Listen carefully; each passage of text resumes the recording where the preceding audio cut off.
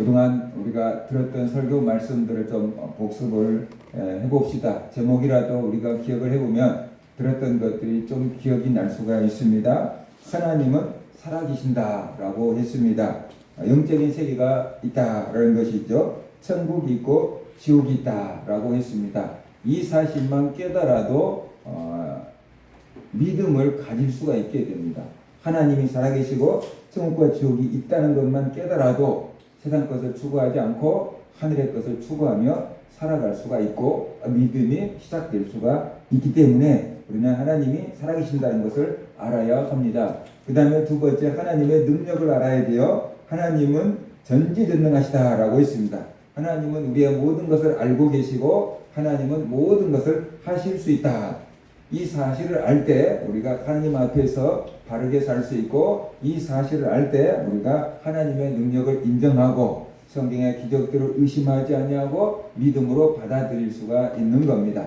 하나님은 전지전능하시다는 것을 알 때 우리가 하나님을 의지하면서 살아갈 수가 있게 되고 기도할 수 있는 근간이 된다는 것입니다. 그 다음에 하나님의 성품에 대해서 말씀을 드렸습니다. 하나님의 성품이 두 가지, 여러 가지가 있지만 가장 대표적인 게 두 가지라고 할 수 있는데, 하나는 공의, 하나님의 정의라는 것이고, 그 다음에 하나는 하나님의 사랑이라고 했어요. 그래서 지난주에는 하나님은 의로운 재판장이다 라고 해서 하나님의 공의에 대해서 말씀을 전했습니다. 하나님의 공의가 두 가지로 나타나는데, 하나는 죄를 지은 사람들을 심판하고 벌을 주는 것, 그 다음에 다른 한쪽에는 의를 행하는 사람에게 상을 주고 칭찬하는 것, 바로 그것이 하나님의 공의다라고 말했습니다. 세상에서는 법정에서도 불의가 있을 수 있고 실수가 있을 수 있지만 하나님의 법정에는 실수가 없다 했어요. 왜냐하면 하나님은 우리의 모든 것을 알고 계시기 때문에 실수가 없고, 하나님은 부자라고 봐주지 않고 권력 있는 자라고 두려워하지 않기 때문에 하나님의 법정은 의롭다라고 말씀을 했습니다. 우리가 하나님의 심판대 앞에 섰을 때 잘했다가 인정을 받고 칭찬을 받는 성도가 되어야 한다라고 했어요. 오늘은 지난주에 말씀드린 것처럼 하나님의 성품 중에 하나인 사랑에 대해서 말씀을 드리려고 합니다. 그래서 오늘 말씀 제목은 하나님의 사랑이 십자가다라는 것입니다. 한번 따라합시다. 하나님의 사랑이 십자가다. 하나님의 사랑이 십자가다. 하나님은 사랑이다 라고 성경은 말씀을 하고 있습니다. 특별히 요한 1서 4장 8절 16절을 보면은 이렇게 말씀하고 있습니다. 사랑하지 아니하는 자는 하나님을 알지 못하나니 이는 하나님은 사랑이시니라. 하나님이 우리를 사랑하시는 사랑을 우리가 알고 믿었노니 하나님은 사랑이시라. 사랑 안에 거하는 자는 하나님 안에 거하고 하나님도 그의 안에 거하시느니라 라고 말하고 있어요. 이렇듯이 성경은 바로 하나님은 사랑이다 라고 말씀을 하고 있습니다. 하나님이 사랑이다 라는 것은 많은 사람들이 알고 있습니다. 예수를 믿지 않는 사람들도 하나님은 사랑이라며, 근데 어떻게 죄인들을 벌을 줘, 그런데 어떻게 지옥에 보내, 이런 식으로 말할 때가 많잖아요. 그러니까 예수를 믿지 않는 사람들도 하나님은 사랑이다 라는 것을 알고 있어요. 그런데 하나님의 사랑을 오해하는 사람들이 많고요, 심지어 교회를 다니는 사람들도 하나님의 사랑에 대해서 오해하는 사람들이 많습니다. 그래서 내가 원하는 대로 다 해주는 것만이 하나님의 사랑이다 라고 생각을 하는 것이지요. 그래서 내가 원하는 대로 기도한 대로 잘 되면 하나님이 나를 사랑하신다 라고 믿고 느끼는 것이에요. 그런데 내가 기도했는데도 안 되고 자꾸만 일이 꼬이고 힘든 일을 만나게 되면은 하나님이 날 사랑하시지 않나 보다, 하나님이 날 버렸나 보다, 하나님도 없나 보다, 이런 착각을 하게 되는 것입니다. 내가 원하는 대로 다 해주는 것만이 사랑은 아니다 하는 것을 우리가 알아야 돼요. 그래서 하나님의 사랑이라고 할 때 하나님의 사랑도 두 가지로 나타날 수 있어요. 하나님의 공의가 형벌을 주는 것과 상을 주는 걸로 나타났던 것처럼 하나님의 사랑도 두 가지로 나타날 수 있는데, 하나는 징계고 하나는 구원이다 라고 이렇게 볼 수가 있어요. 하나님의 사랑이 한쪽으로는 징계하는 것이 사랑이고 한쪽으로는 구원해 주는 것이 사랑이다 라고 우리가 봐야 돼요. 근데 사람들은 구원해 주는 것만 사랑이다라고 생각하고 징계하는 것은 사랑이라고 생각을 하지 않는 그런 오해를 한다라는 것입니다. 때로는 우리가 간절히 원해도 기도해도 하나님은 들어주지 않을 때가 있고 심지어 우리를 징계하실 때도 있다라는 것이에요. 하나님은 사랑이기 때문에 우리를 징계하시는 겁니다. 히브리서에서 보면 그 사실을 이렇게 말씀하고 있습니다. 히브리서 12장 5절 8절 또 아들들에게 권하는 것 같이 너에게 권면하신 말씀도 잊었도다. 일러스되 내 아들아 주의 징계하심을 경히 여기지 말며 그에게 꾸지람을 받을 때 낙심하지 말라. 주께서 그 사랑하시는 자를 징계하시고 그가 받아들이시는 아들마다 채찍질 하심이라 하였으니 너희가 참으면 징계를 받기 위함이라. 하나님이 아들과 같이 너희를 대우하시나니 어찌 아버지가 징계하지 않는 아들이 있으리요. 징계는 다 받는 것이거늘 너희에게 없으면 사생자요 친아들이 아니니라 라고 말씀을 하고 있습니다. 하나님은 우리를 아들처럼 여기신다라는 것이, 그래서 우리가 잘못된 길로 갔을 때는 꾸중하시고 하나님은 또 징계까지 하신다라고 말하고 있어요. 꾸지람을 해서 그치면은 징계를 할 필요가 없어요. 그런데 꾸지람을 했는데도 고치지 않고 계속 잘못된 길로 가면은 하나님은 징계하신다는 거죠. 징계를 해서라도 바른 길을 가게 하는 것, 그것이 하나님의 사랑이고 징계를 해서라도 생명의 길을 가게 하는 것, 바로 그것이 하나님의 사랑이다라는 것이.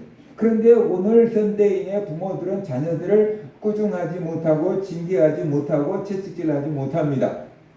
왜 그러냐면 자녀들이 엇나갈까 봐서, 상처받을까 봐서 그렇게 못하는 것이죠. 하나님은 우리하고 다르기 때문에 하나님은 우리를 꾸중하시고 하나님은 우리를 징계해서 바른 길을 가게 하시고 생명길을 가게 하시는데 그게 진정한 사랑이다 라고 말씀을 하고 있습니다. 하나님은 이스라엘 백성들을 사랑하셨습니다. 그래서 이스라엘 백성들을 선민으로 택하셨어요. 그럼에도 불구하고 이스라엘 역사를 살펴보면 이스라엘 백성들은 굉장히 많은 고난을, 외세의 많은 침략을 그렇게 약탈을 당했거든요. 왜 하나님은 이스라엘 백성들에게 어려움을 주셨을까? 하나님이 사랑하는 이스라엘 백성들을 왜 지켜주고 보호해주시지 않았을까 하는 것이, 그 이유는 이스라엘 백성들이 잘못된 길로 갔기 때문에 하나님께서 이스라엘 백성들을 징계하신 겁니다. 이스라엘 백성들은 틈만 나면 우상을 섬깁니다. 바알과 아세라, 밀곰 이런 것들을 섬깁니다. 그러면 왜 이스라엘 백성들이 틈만 나면 우상을 섬기느냐?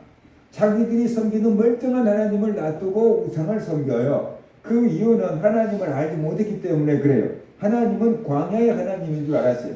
자기 조상들을 40년 동안 광야에서 지켜주고 보여주신 광야의 하나님인 줄 알았어요. 그런데 자기들이 들어간 가나안 땅은 농사를 짓는 땅이에요. 그러니까 농사법을 모르잖아요. 원래 가나안 땅에 살았던 원주민들에게 농사법을 배워야 했어요.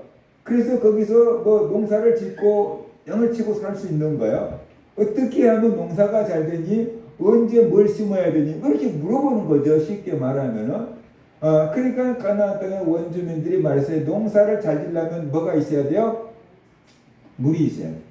비가 제때제때 내려줘야지 농사를 잘 지을 수 있어요. 그러니까 비가 제때제때 와야지 농사를 잘 지을 수 있는 거야. 비가 안 오면 아무리 노력해도 헛수고야 라고 얘기한 거예요. 그러면 어떻게 비가 제때제때 오게 하는데 바알과 아세라를 섬겨야 돼. 바알과 아세라가 비를 내려주고 농사를 잘 짓게 해줘. 이런 식인 거예요.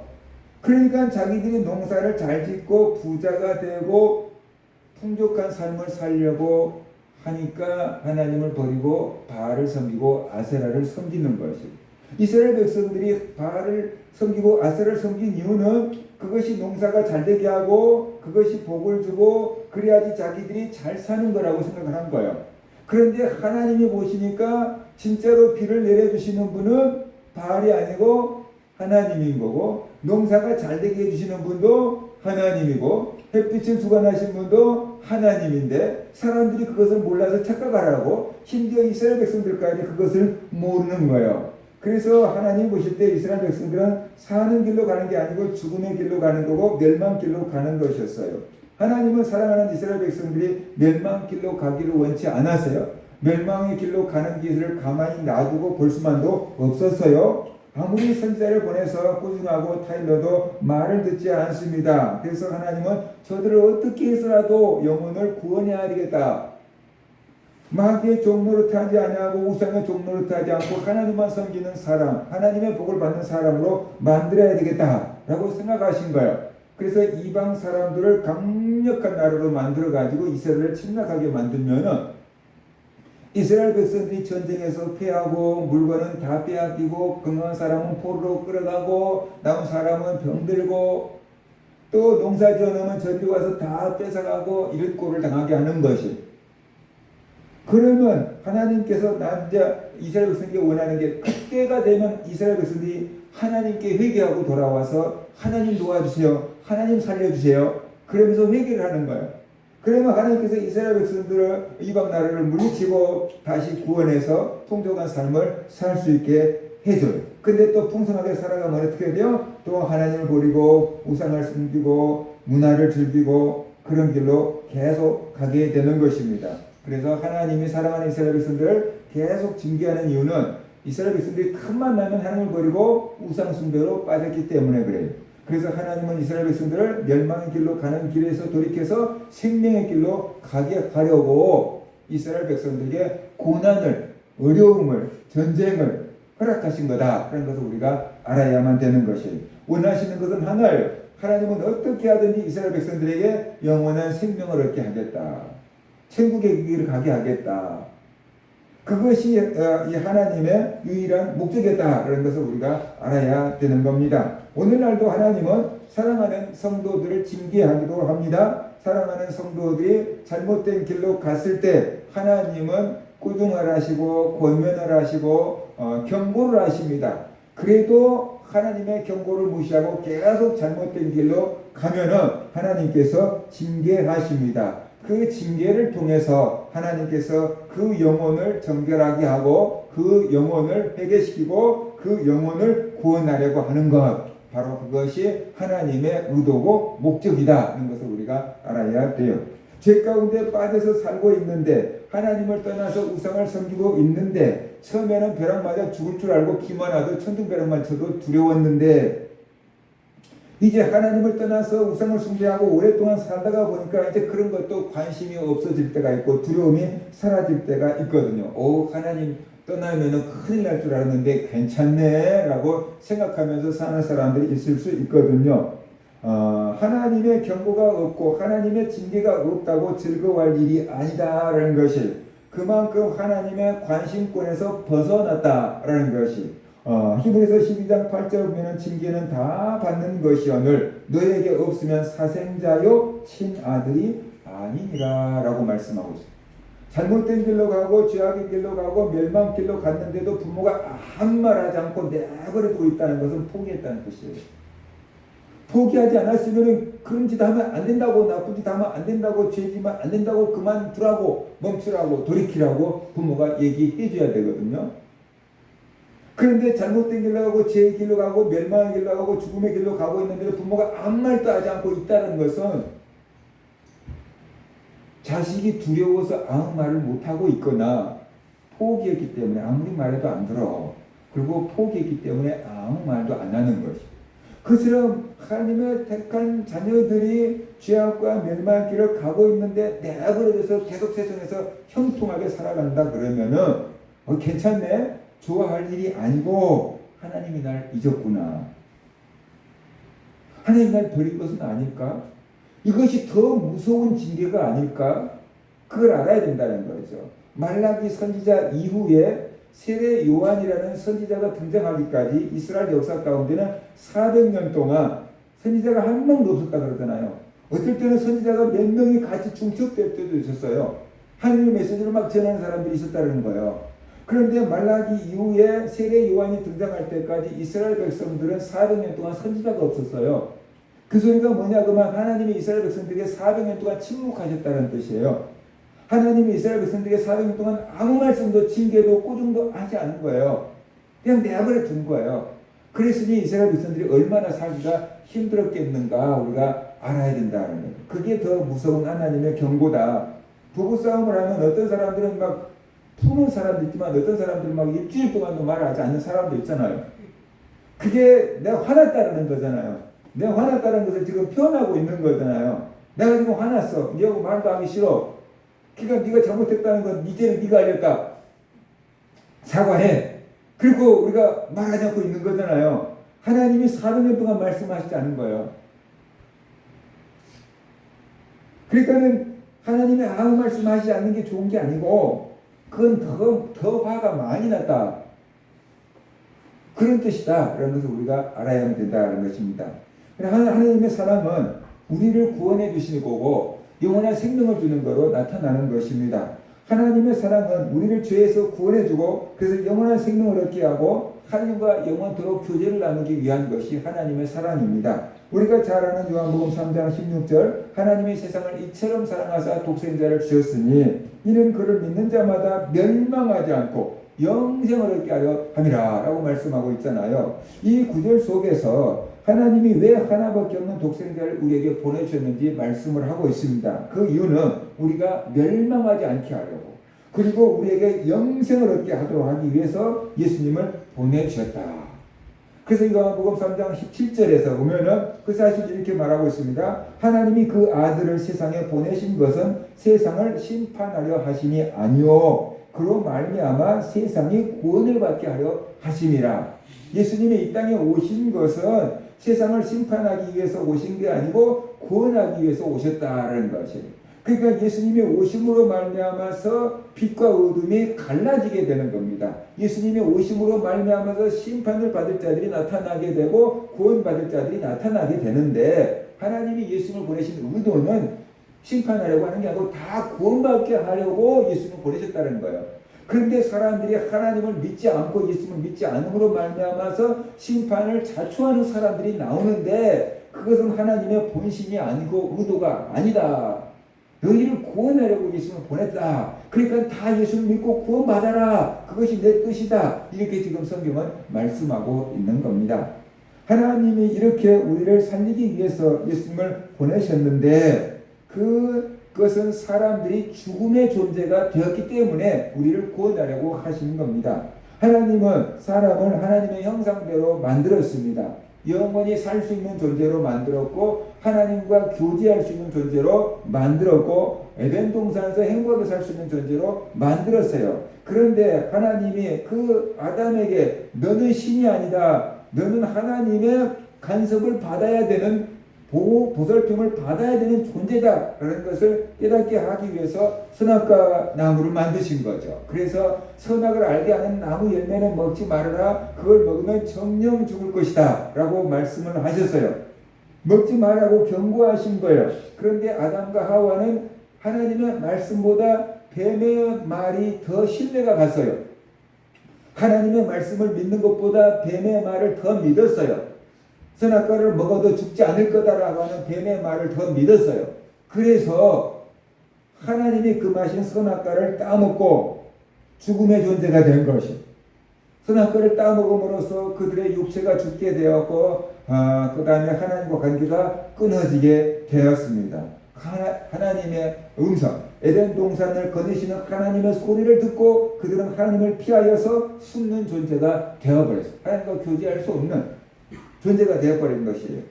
하나님은 이런 죄인들까지 사랑하셨습니다. 그래서 어떻게 하든지 그들을 살리려고 하셨어요. 영원한 생명을 주려고 하셨어요. 그래서 하나밖에 없는 독생자를 우리에게 보내주신 겁니다. 그 예수님을 보내서 십자가를 지게 하신 것이죠. 왜 십자가였을까요? 다른 방법은 없었을까요? 왜 하나님은 예수님에게 십자가를 지게 하셨을까요? 사람의 힘으로는 죄 문제를 해결할 수 없기 때문에 그런 것입니다. 만약에 사람이 자기의 힘과 노력으로 죄 문제를 해결할 수 있다 그러면 하나님께서 그래 너희들이 죄 문제를 해결해 그럼 내가 천국에 보내줄게 죄 문제를 해결하고 천국에 와라 아마 이렇게 말씀하셨을 거예요. 그런데 사람들은 자기 힘으로 죄 문제를 해결할 수가 없어요. 그런데 사람들은 이 사실을 깨닫지 못하고 내가 뭔가 할 수 있는 존재라고 생각해요. 그래서 내가 착하게 살면 천국 가게 갈 수 있겠지. 그래서 자꾸만 착하게 살려고 하는 거예요. 아무리 착하게 산들 죄가 없느냐라는 거죠. 99개를 착한 일을 했는데 하나가 죄를 지었어요. 그러면 그 사람은 죄인이에요? 아니에요? 예를 들어 생각해 봅시다. 수재를 당하거나 어려움 당한 사람들을 위해서 많은 구제연금을 냈어요.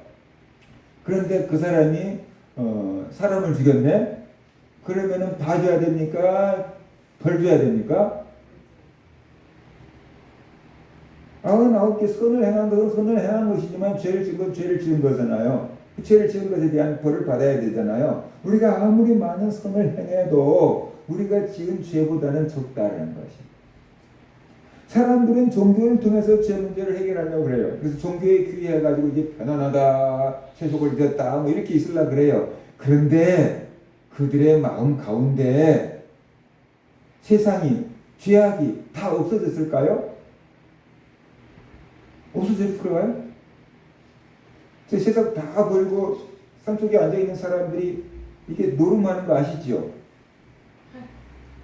아니 세속을 다 버리고 산속에 있는데 돈이 뭐 필요할까요? 왜 노름을 할까요? 다 버린 게 아니라는 거예요. 그죠? 남들보다는 많이 버렸을 수 있지만 다 버려진 건 아니라는 것이에요. 그러니까 사람이 착하게 살아서 의로워질 수 없고 종교를 통해서 의로워질 수가 없는데 사람의 기준으로는 의로워질 수 있겠지만 하나님의 기준에는 턱없이 부족하다라는 것이에요. 그래서 사람이 의로워질 수 없기 때문에 예수님을 보내주신 겁니다. 하나님은 예수님을 통해서 우리의 죄값을 대신 지불하게 하셨어요. 그래서 죄 없는 사람 예수 그리스도가 우리를 대신해서 형벌을 받아주신 겁니다. 죄는 사람이 지었어요. 근데 죄값은 누가 치렀냐 그러면 죄 없으신 예수님이 치렀어요. 우리의 자녀들이 밖에 나가가지고 사고를 칠 수 있어요. 남의 집 물건을 뭐 깨부실 수 있어요. 자녀가 빚을 갚을 수가 없으면 부모가 가서 대신 손해배상을 해줄 수 있지요. 그죠? 뭐 도자기를 깨버렸다, 일청을 깨버렸다. 그러면 부모가 어떻게 가서 물어줘야 되는 거예요. 제가 어렸을 때 시골에서 놀다가 돌멩이를 던졌는데 남의 집 항아리가 깨져버렸어요. 주인이 쫓아가고 누가 깼냐고 보니까 할 수 없잖아요. 제가 그냥 돌 던졌는데 항아리가 깨져버렸다고. 그러니까 이거 물어내라. 제가 물어낼 수 있어요? 없지요. 누구 집 자식이냐? 누구 집인데요? 가자.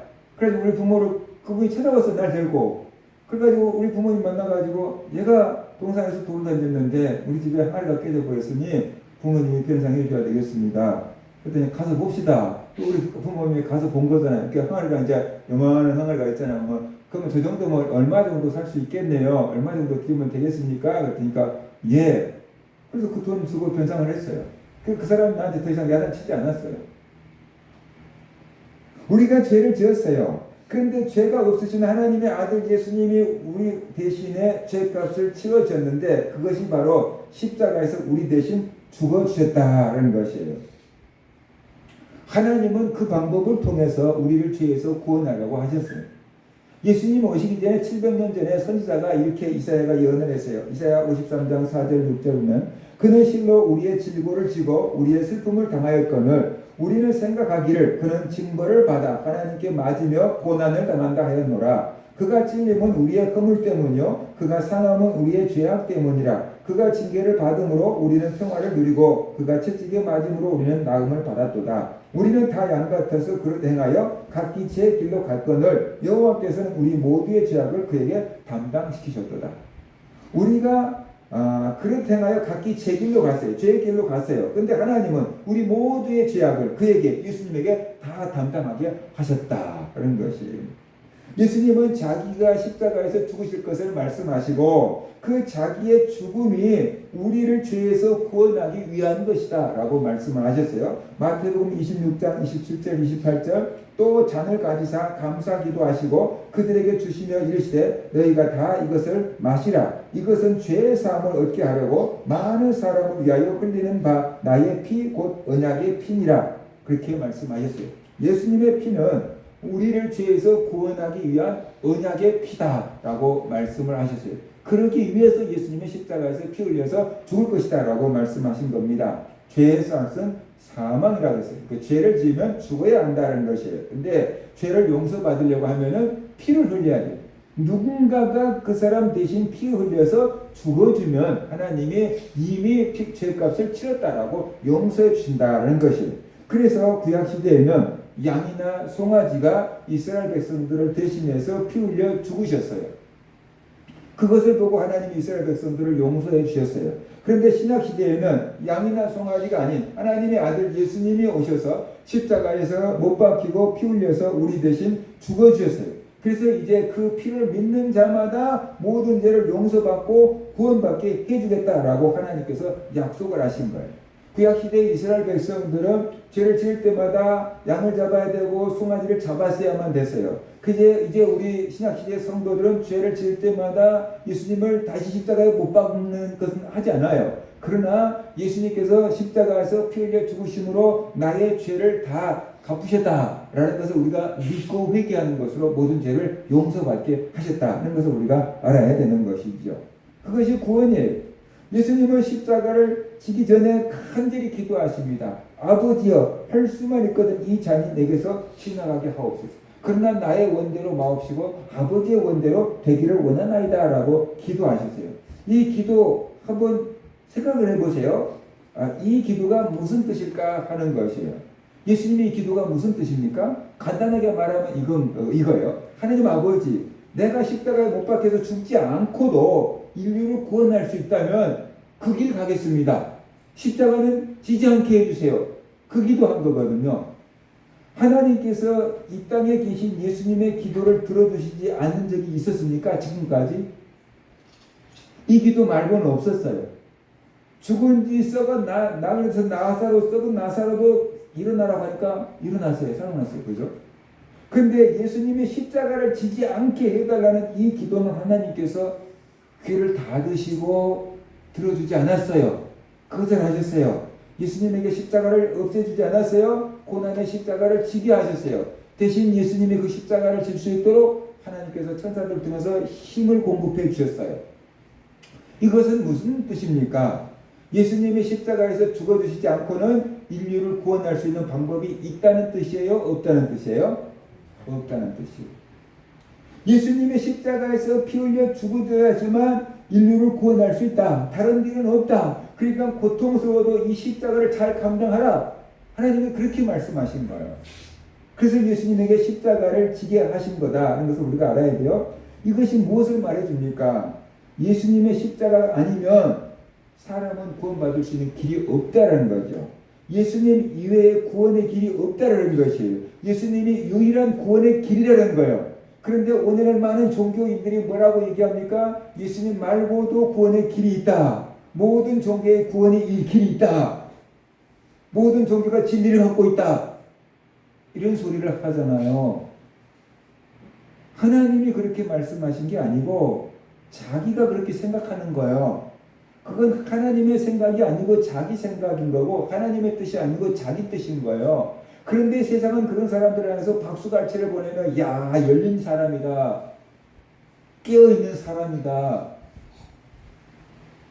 그런 식으로 존경과 박수갈채를 보내잖아요. 그러니까 종교인들이 성경을 안다고 하는 종교인들이 자꾸만 모든 종교에 구원이 있다고 하는 거예요. 그것은 하나님과 절대로 상관없는 얘기다 하는 것을 우리가 알아야 돼요. 사람들의 귀를 즐겁게 하는 것이지 하나님을 즐겁게 하는 것이 아니에요. 그것은 예수님의 십자가의 희생을 무력화시키는 것이고 쓰레기 취급하는 것이에요. 예수님의 십자가가 아니면 구원의 길이 없어요. 예수님을 떠나서는 구원을 받을 수가 없어요. 그래서 요한복음 14장 6절 예수께서 이르시되 내가 곧 길이요 진리요 생명이니 나로 말미암지 않고는 아버지께로 올 자가 없느니라 라고 말씀하셨어요. 예수님이 유일한 길이에요. 유일한 길. 많은 길 중에 하나의 길이 아니고 유일한 길이다. 사도행전 4장 12절 다른 이로서는 구원 받을 수 없나니 천하 사람 중에 구원을 받을 만한 다른 이름을 우리에게 주신 일이 없음이라 하였더라. 이것도 이상하게 해석을 하는 사람들이 있어요. 성경에서 분명히 다른 이로서는 구원을 받을 수가 없다고 했는데 어떤 이상한 신학자들은 남자들이 여자에게 결혼을 하자고 이렇게 청혼을 할 때 세상에서 여자는 나에게 네밖에 없어 라고 하는 것처럼 은혜 받은 성도들이 하나님 앞에 구원받은 이름은 예수밖에 없습니다 라고 했단 소리예요. 그렇게 말하는 신학자들이 있어요. 그 사람의 고백이지 우리 모두의 고백은 아니다라고. 하나님을 두려워하지 못하는 사람들인 것입니다. 그 사람들에게 하나님을 향한 두려움이 없는 것이에요. 얼마나 무서운 소리를 하고 있는지 몰라요. 그런데 그런 사람들이 신학교 교수예요. 그러면 그런 사람들이 유튜브에서 활동하고 있는데 그런 사람들의 말을 듣고 얼마나 많은 성도들이 흔들리겠냐는 거예요. 그 책임을, 그 많은 사람들을 실족하게 하는 그 책임을 어찌 감당하겠느냐는 거예요. 하나님을 두려워하지 않기 때문에 그런 일을 하는 것이다. 천하 인간에게 구원받을 만한 이름을 예수 외에 주신 적이 없다. 믿으시기 바랍니다. 아무리 유명한 사람의 말이라고 할지라도 하나님의 말씀보다 권위는 있을 수가 없다. 큰 교회 목사가 말할지라도 좋은 신학교의 교수가 말한다고 할지라도 성경과 다르다고 한다면은 에이 저것은 지 생각이지. 그렇게 우리가 받아 넘길 수 있어야 돼요. 오 유명한 사람이 저러니까 그러네? 그렇게 따라가면 될까요? 안 될까요? 안 되는 거예요. 그러니까 우리의 권위가 어디에 있는가를 알아야 돼요. 하나님의 말씀에 우리의 권위가 있는 것이지 교수의 권위가 있는 그 사람도 65세 되면 은퇴해버리는 거예요. 교수 은퇴해버리면 책도 안 팔려요. 똑같은 교수인데 신학교도 학생 수가 많은 신학교가 있고 학생 수가 작은 신학교가 있잖아요. 학생 수가 많은 신학교 교수가 책을 쓰려면 많이 팔려요. 왜냐하면 수업 시간에 그것을 주교재 이렇게 하면 이제 써야 되는 거예요. 수백 명 되는 신학생들이 써야 되는 거예요. 그런데 학생 수가 몇십 명밖에 안 되는 신학교 교수가 책을 써내도 팔리는 것이 몇십 권밖에 안 될 거 아니에요. 그 출판사에서 그런 사람들 책을 출판도 안 해줘요. 근데 은퇴해버리면 살 사람들이 있어요? 없어요? 없잖아요. 그 팔리지도 않아요. 현직이 있을 때 문제인 거예요. 근데 자꾸만 신학교 교수님 번에 그렇게 사람들이 권위를 주고 하나님 권위보다 성경 권위보다 그 사람들에게 권위를 주면 신앙이 다른 데로 흐를 수밖에 없다는 것을 우리가 알아야 됩니다. 그 다음에 하나님의 사랑의 증거가 십자가인 것입니다. 하나님은 우리를 사랑하셨다라는 증거가 뭐냐? 그러면 예수님 우리에게 보내주신 거예요. 예수님 우리에게 보내주신 것 그것이 하나님이 우리를 얼마나 사랑하는지 밝혀주는 거예요. 하나님이 세상을 이처럼 사랑하사 독생자를 주셨다라고 말하고 있어요. 하나님이 세상을 너무너무 사랑해서 독생자 하나밖에 없는 아들을 보내주셨다는 거예요. 그러니까 하나님께서 독생자 예수님을 우리에게 보내주신 것 그것이 하나님 우리를 사랑하신 증거다라고 말하고 있는 것이에요. 하나님은 가장 사랑하고 가장 아끼는 독생자를 우리에게 보내주셨어요. 사랑하니까 그런 거예요. 사랑하지 않으면은 절대로 그렇지 않다. 그래서 우리가 알아야 됩니다. 하나님이 아브라함의 믿음을 테스트하기 위해서 아브라함아 100세에 낳은 네 아들 이삭을 번제로 드리라 라고 말씀을 하셨어요. 하나님이 이렇게 테스트한 이유는 아브라함이 100세에 낳은 아들을 너무 애지중지하기 때문에 저게 나를 더 사랑하는지 저 아들을 더 사랑하는지 모르겠네. 한번 실험해 봐야겠네. 그렇게 돼서 그렇게 지금 이삭을 번제로 드리라고 말씀하신 거거든요. 아브라함은 하나님의 말씀에 순종합니다. 100세에 낳은 이삭을 결박해서 나무 제단 위에 올려놓고 칼을 들고 잡으려고 합니다. 그때 하나님께서 급하게 아브라함을 부르십니다. 아브라함아 아브라함아 부르십니다. 그 아이에게 내 손을 대지 말라. 그 아이에게 아무 일도 하지 말라. 네가 네 아들 내 독자까지도 내게 아끼지 아니하였으니 내가 이제야 네가 하나님을 경외하는 줄 아노라 라고 말씀하셨어요. 아브라함이 100세에 낳은 이삭을 하나님께 번제로 딱 드리려고 하는 것을 보고 하나님께서는 네가 100세에 낳은 아들보다 하나님 나를 더 경외하는 걸 이제 알겠어. 됐어. 이삭 미치지 마. 이렇게 말씀하신 거예요. 아브라함에게는 100세에 낳은 아들이 정말로 소중했어요. 그것처럼 하나님께는 하나밖에 없는 독생자 예수 그리스도가 정말로 소중하고 사랑스러운 존재였어요. 그런데 아브라함이 하나님을 사랑해서 100세에 낳은 아들 이삭을 번제로 드리잖아요. 그것처럼 하나님은 우리를 너무너무 사랑해서 하나밖에 없는 독생자 예수 그리스도를 십자가에 내어주셨다는 것이. 그 십자가를 지게 하기 위해서 이 땅에 사람으로 보내셨다는 것이. 여러분이 제일로 아끼는 것이 무엇입니까? 여러분이 제일로 아끼는 것을 누구에게 쓰라고 줄 수 있겠습니까? 쉽지 않을걸요. 여러분이 진짜 아끼는 거 있다 그러면은 그걸 누구한테 맡기겠냐는 거죠. 아무에게나 안 맡길 거라고요. 진짜 사랑하고 믿을 만한 사람에게 맡길 거라는 거예요. 그런데 하나님은 우리를 진짜 사랑해서 하나밖에 없는 독생자를 우리에게 보내셨다는 거죠.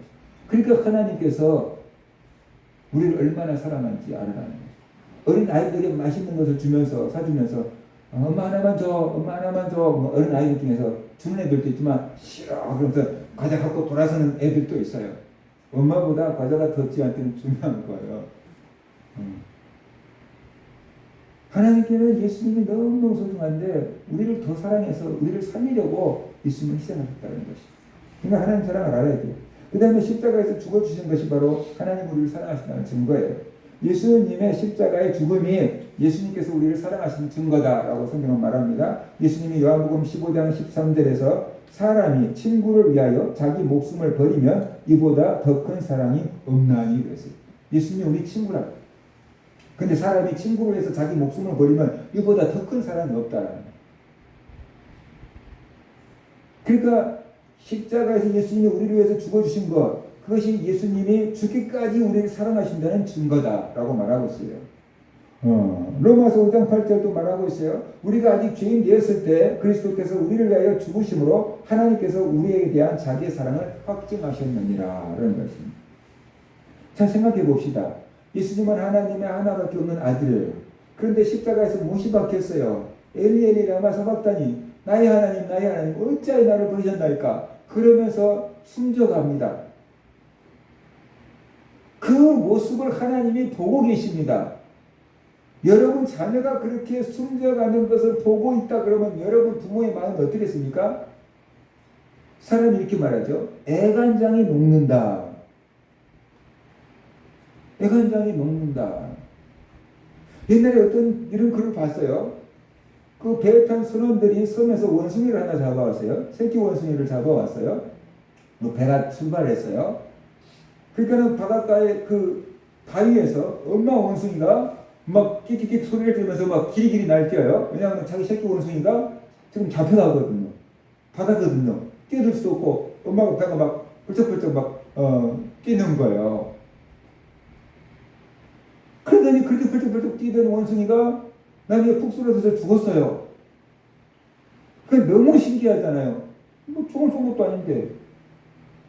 그래가지고 와서 보니까 애간장이 다 녹아서 죽었더라는 거예요. 실질적인 얘기인지 만들어낸 얘기인지는 모르겠지만 자기 자녀가 그렇게 죽는 꼴을 본다 그러면 부모의 마음이 애간장이 다 녹을 거예요. 그런데 하나님은 하나밖에 없는 예수님이 십자가에서 못이 박히고 채찍에 맞으시고 창에 찔리시고 죽으시는 그 모습을 다 참으셨어요. 애간장이 녹는 그 고통을 다 참고 기다리셨어요. 치료하고 회복시키고 내려놔 버릴 수도 있는데 다 참고 하나님이 기다리고 계신 거예요. 왜 그랬을까요? 우리를 살려야 되니까. 그래야지만 인류를 구원할 수 있으니까. 인류를 구원해야 될 그것을 바라보고 예수님이 십자가의 그 고통 엘리 엘리 라마 사박다니 나의 하나님 나의 하나님 어찌하여 나를 버리셨나이까. 그러면 처절하게 부르짖는 그 고통을 다 참고 기다리신 거예요. 그래야지만 인류를 구원할 수 있다. 그래야지만 죄인을 구원할 수 있다. 좀만 참아라. 그러고 계셨다는 것이에요. 그러니까 의인을 살리기 위해서 예수님이 죽으신 게 아니고 죄인을 살리기 위해서 죽으셨고 죄인을 살리기 위해서 하나님은 아들을 희생했다는 것이. 그러니 이것이 사랑의 증거가 아니고 무엇이냐라고 성경은 말씀을 하고 있는 겁니다. 하나님은 이렇게 우리를 사랑했어요. 근데 우리는 돈을 조금 못 벌면 하나님 날 사랑하신다는 게 다 거짓말 같아요. 내 몸이 조금 아프면 하나님 날 사랑하신다더니 왜 아프게 해요? 내가 시험을 조금 못 봐도 하나님 날 사랑하신다는데 왜 이렇게 시험을 못 보게 해요? 그렇게 우리가 따지고 원망하고 불평하고 하나님 사랑을 의심할 때가 얼마나 많이 있나. 그런 우리의 원망과 불평을 들을 때 하나님의 마음이 얼마나 아프겠느냐. 왜 십자가일까요? 예수님의 십자가는 하나님의 사랑 그리고 공의가 완성된 자리가 십자가다라는 것입니다. 하나님이 왜 십자가를 지게 하셨을까요? 그것은 하나님의 공의와 사랑을 다 만족시키기 위해서 그런 것입니다. 하나님이 공의가 없고 사랑만 있다고 한다면은 그 사람들이 죄를 지었을지라도 내가 아는 사람이니까 내가 사랑하는 사람이니까 그냥 봐줘. 죄 없다고 해. 그냥 천국 가게 해줘. 이러실 수 있어요. 그런데 그것은 하나님의 정의가 아니에요. 대통령이 저 사람은 내하고 친하니까 사람을 죽였어도 무죄로 석방해줘. 그런다고 한다면 국민들이 그것이 정의라고 믿겠습니까? 안 믿겠지요. 하나님도 마찬가지예요. 우리를 사랑하시지만 우리를 살려야 하지만 죄인들에게 책임을 묻지 않고 죄인을 살려줄 수가 없는 것이에요. 그것은 하나님의 공의의 성품에 어긋나는 것이에요. 죄를 지었으면 반드시 처벌을 해야 돼요. 그것이 하나님의 공의예요. 그럼에도 불구하고 하나님은 죄인들까지 사랑하셔야 되고 죄인들까지 살려내셔야 돼요. 그것이 하나님의 사랑이에요. 그래서 하나님은 이 공의를 포기하지 않으면서 사랑을 완성하실 방법을 찾은 거예요. 그것이 바로 십자가의 계속적인 죽음인 것입니다. 하나님은 죄가 없는 예수님을 통해서 우리의 죄값을 대신 지불하게 하셨어요. 누군가가 대신 죽었어요. 형벌을 받았어요. 이미 죄값은 다 지불됐어요. 그리고 이제 예수님이 나의 죄를 다 죄값을 지불했습니다 라는 것을 깨닫고 믿는 사람들에게는 죄를 다 용서해주고 구원해주기로 하셨어요. 그래서 하나님의 공의와 하나님의 사랑을 다 완성하신 것입니다. 그래서 십자가는 하나님의 공의와 하나님의 사랑이 만난 자리다. 십자가는 하나님의 공의와 하나님의 사랑이 완성된 곳이다 라는 것을 우리가 알아야 돼요. 우리가 아는 황희정승 있잖아요. 그 황희정승은 참 높은 자리에 있으면서도 청빈한 삶을 살았고 황희정승은 참 네 말도 옳다 네 말도 옳다 그대 말도 옳다 그래가지고 공감 능력도 참 뛰어난 사람이었어요. 정의로운 사람이었어요. 우리나라에서 황희정승처럼 오랫동안 정승 자리에 있었던 사람도 없었대요. 그런데 황희정승도 그 사위의 죄를 무마시키려고 했다가 자리에서 파면당하는 그런 사건이 있었어요. 황희정승의 사위가 서달이라는 사람인데 이 서달이 자기 어머니를 모시고 온양온천에 갔다가 신창현 지금 아산이라는 지역을 들르게 됐어요. 서달이 그 지역을 지나가는데 아전 사도 밑에서 일하는 행정관리 아주 말단 관리가 자기를 보고 인사를 하지 않는 거예요. 자기가 이게 얼마나 높은 사람인데 자기를 보고 인사를 안 하니까 저거 건방지다 생각을 해가지고 자기 밑에 부하들 그러니까 가족들 하인들이죠. 하인들을 데려다가 저놈들 잡아 족쳐 그렇게 한 거예요. 그래서 그 사람들을 잡아다가 건방지다고 하인들을 통해서 막 매질을 한 거예요.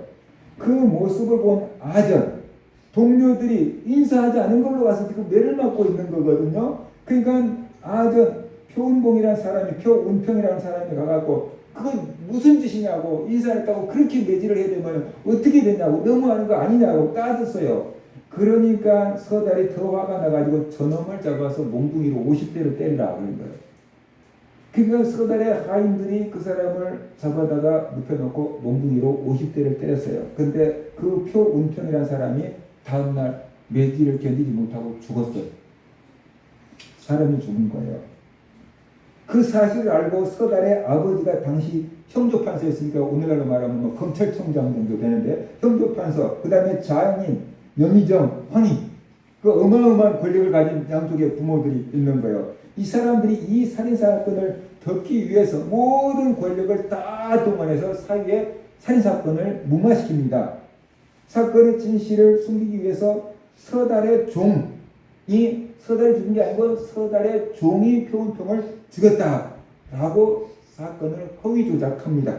그리고 사건을 목격하거나 관련이 있는 표운평의 아내를 협박합니다. 관아에 고발하지 못하도록 협박을 합니다. 그리고 돈을 주고 이 표운평의 친척을 회유해가지고 합의를 보자 라고 해요. 합의를 보자고 얘기를 합니다. 그래서 표은평의 형한테 돈을 주고 합의를 받아냅니다. 그러니까 표은평 형도 그게 막 돈 받고 막 동생이 죽었는데 그냥 넘어가려고 합니다.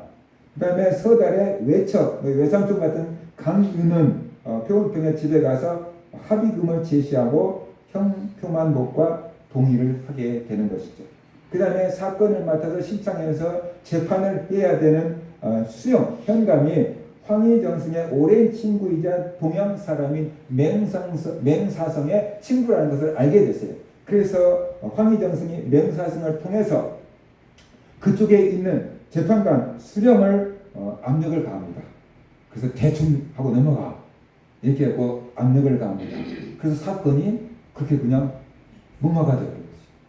사람을 죽였는데 아무 처벌도 안 받고 넘어가 버렸어요. 그런데 이 뭔가 사건이 수상하다라는 것을 세종대왕이 눈치를 챘어요. 사람이 죽었는데 저렇게 어물쩍 넘어가네. 그래서 세종대왕이 의금부에다가 저 사건을 다시 조사하라 라고 명령을 내렸어요. 왕의 명령이 있으니까 이제 의금부가 누구라고 봐줄 수가 없는 거예요. 그래서 철저하게 사건을 밝히다가 보니까 그 사건을 숨기려고 형조판서, 영의정 이런 사람들이 다 연루됐다는 것을 알게 됐어요. 그래서 세종대왕이 형벌을 다시 내려요. 서달, 사람을 죽인 서달에게는 장형 100대, 50대를 때려서 죽었잖아요. 근데 장형 100대를 명령하고 귀형을 보내고 3년 노역지의 벌금형을 선고합니다. 그 다음에 황희정성, 맹사성, 서선이라고 하는 형조판서 등은 전부 파면을 시켜버렸어요. 그랬는데 한 달 만에 세종대왕이 다시 황희정성을 좌의정했다가 복직을 시켜버렸어요. 밑에서 얼마나 반대가 많았겠어요. 그런데 세종대왕이 반대를 다 물리치고 한 달 만에 이 사람을 복직을 시켰는데 그 이유가 뭐냐 그러면은 세종대왕이 황희정성을 너무 믿었던 거고 황희정성만한 일꾼이 이 나라에 없다. 어쩔 수 없이 저 사람이 하지 않으면 안 된다. 그래가지고 한 달 만에 다시 복귀를 시켰는데 사람들이 못마땅한 사람들도 많았겠죠. 이것을 통해서 우리가 알 수 있는 게 뭐냐 그러면 사람은 공의와 사랑을 다 충족시키기 참 힘들다라는 것이. 공의를 막 강조하다 보면 무자비한 사람이 되는 거예요. 공의만 강조하고 사랑이 없으면 막 무자비한 사람이 막 되는 거예요. 그런데 또 공의를 무너뜨리고 사랑만 막 강조하다 보면 자기 자식이라고 죄인인데도 막 감싸 안고 막 불법을 저지르게 되는 것이에요. 사람은 공의와 사랑을 완전하게 충족시킬 수 없어요. 이 50대 50, 100대 100 절대 안 돼요. 49대 51 이렇게 되든지 그렇게 되는 수밖에 없어요. 근데 하나님은 공의와 사랑을 완전히 다 충족시켰다라는 거죠. 죄값을 치러야 된다. 그러니까 가장 소중한 예수님을 통해서 죄값을 치르게 하셨어요. 죄인을 구원해야 된다. 그래서 예수님을 믿는 사람들을 구원하셨어요. 그래서 하나님의 공의와 사랑을 완전히 다 만족시켰다. 그런 것을 우리가 알 수 있어요. 이렇게 십자가가 하나님의 사랑의 증표인 것이고 공의와 사랑의 완성이 십자가다라고 볼 수 있어요.